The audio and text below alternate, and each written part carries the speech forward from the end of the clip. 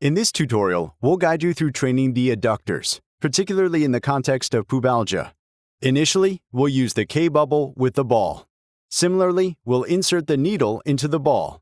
If you want to see the setup process, we'll provide a link below the video.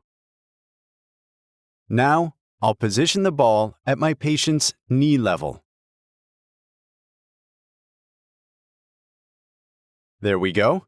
Moving to the training section, I'll select the K-bubble, focusing on hip adduction, and opt for a repetition-based exercise.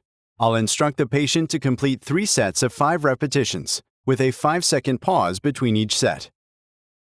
Enabling biofeedback, they can work in real time towards the target, release, and repeat cycle. With each contraction, you can observe the force rising on the tablet, striving to reach the set goal.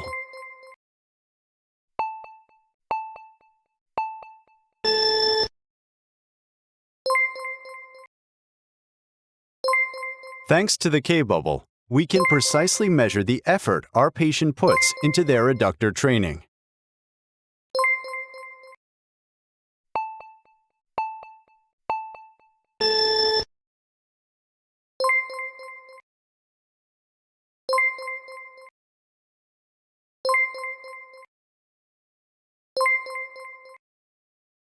As usual, at the end, we have a summary of the session.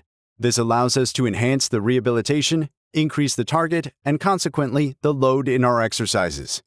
We gather comprehensive data, averages, cadence, success rates, enabling us to continue our rehabilitation and progress further.